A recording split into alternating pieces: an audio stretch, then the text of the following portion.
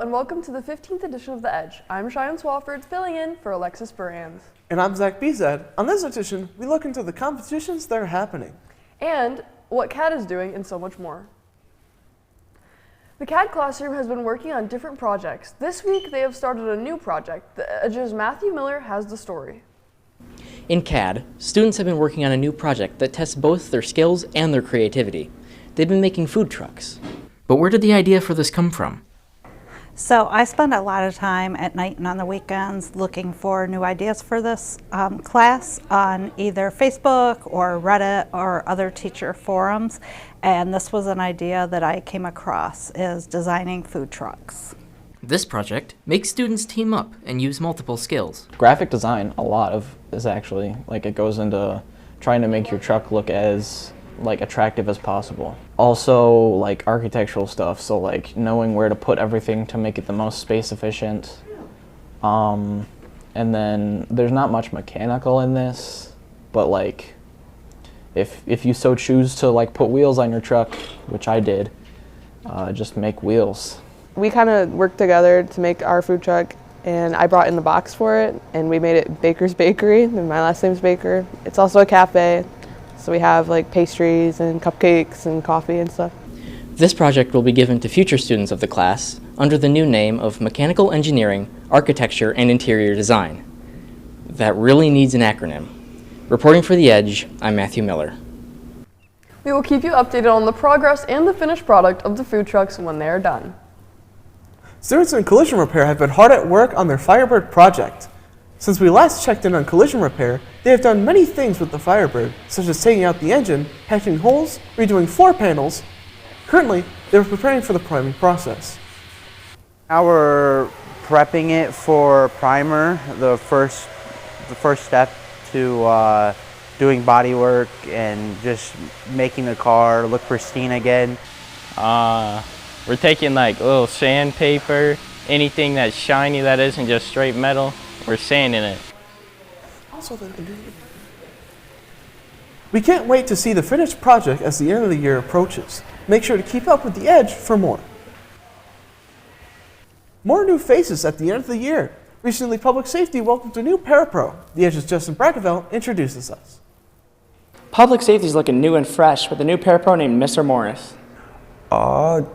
We were told that we were getting a new parapro about 2 weeks before, or 2 weeks ahead. Before coming to EdTech, Mr. Morris worked at the Lapeer County Sheriff Office for about 15 years. But he has experience working with students. Yes, I do. My wife and I used to be youth and children's pastors, so we taught that for quite a few years. Also did some teaching as far as firearms training, weightlifting, etc. The students are excited to work with Mr. Morris and have another mentor in the class. I know a lot about his background. We had a conversation about that. So he spent a long time working as a reserve deputy in his security forces, and so that's really awesome that he has that background in law enforcement. It's the biggest part of our program. And I also know that he's really excited to see the EMT and the fire side of things. Mr. Morris has been a great addition to public safety and a big help to Ms. Rule. Make sure you stop by and say hello. Reporting for The Edge, I'm Braeckevelt. In diesel mechanics, they are working on an exciting new project. This one was provided by a student.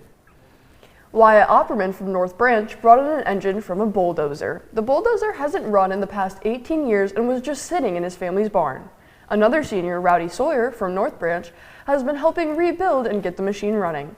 They have been working on this project for over a year, replacing and fixing up all different kinds of things. Brought in pretty much middle of last year when we first got here as juniors, and we're still working on it. Probably, it won't be done by the time we graduate. Wyatt and his father discussed the parts that were needed and did several steps to research and find the correct parts to go on the bulldozer. The students will continue working on it until they graduate, and then the AM class will take over working on them. Lapeer EdTech is welcoming home some Skills USA champions this week. Students participated in competitions on Friday, April 11th and Saturday, the 12th. The Edge's Sebastian caught up with them before they left to see what they were doing to prepare. This past weekend, they competed at state level. Skills USA is where they are able to show their skills at different levels during the year. Skills USA is a competition that a lot of different careers go to at EdTech.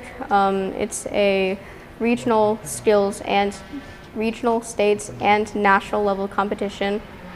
The students use their knowledge from their co-ops and the things they learn in class to help them do good when competing. Well, I come here and I do patient assessments and trauma assessments, and I also do EMT school for work-based learning. At the event, they have all different types of competitions to compete in. I'm doing the culinary arts hot side competition, and we have 3.5 hours to make 2 entree plates, 2 salads, and then 2 soups. Congratulations to all the students that placed and got to compete at state level. Reporting for The Edge, I'm Sebastian Rager. Savannah Stewart from Elmont got first place in criminal justice. Jessie Glover of North Branch won first place in first aid and CPR. Both ladies will be heading to nationals in Atlanta, Georgia in June. The agri-science class went to compete in FFA this past weekend for skills competitions. Before they left, I had to talk to them about the competition. Agri-science is getting ready for FFA competitions where they will have to do many things. We have to identify different wildlife species, fish, birds, trees, insects, and tools. Yeah, so there's a lot of different parts of the veterinary science contest. We have to do identification of different animal breeds. Like we have to identify different breeds of cattle, dogs, cats, everything in between. We have to identify equipment that's used in veterinary practices. And we also have to do practicums, it's basically a demonstration of a practice. So for example, we have to demonstrate giving an injection or doing a fecal sample. So a lot of hands-on stuff as well. And we also have to identify parasites. We have to do 2 practicums. So you have to create a floral arrangement, and then you have to create a corsage. And then the other part of it is doing identification of flowers and then general knowledge. Agri-science students aren't competing in FFA just to get first place. I decided to compete in the vet science contest because it's going to be what's most relevant to my career going out of high school, since I do want a career in the animal industry. I decided to do environmental because I'm studying to be a zoologist, so it kind of goes with what I'm studying for. This year I mainly wanted to compete so that I could get my floral certification for later on after high school. The students have also been putting in work to prepare for their competitions. And I've been putting a lot of hours of practice in, both at school and at home. So hopefully it pays off and we're able to win first place. And if my team wins first, we get to go to national convention and compete there. It will take a few weeks for Ag Science to find out where they placed. We will keep you updated once the results come in. Anyways, that's all for this edition of The Edge. Thank you for watching, and be sure to stay tuned for our next edition. In the meantime, you can keep with us on Facebook, Instagram, Snapchat, Twitter, and TikTok at The Edge LC. I'm Shyanne Swafford. And I'm Zack, signing off till the next edition. Boo!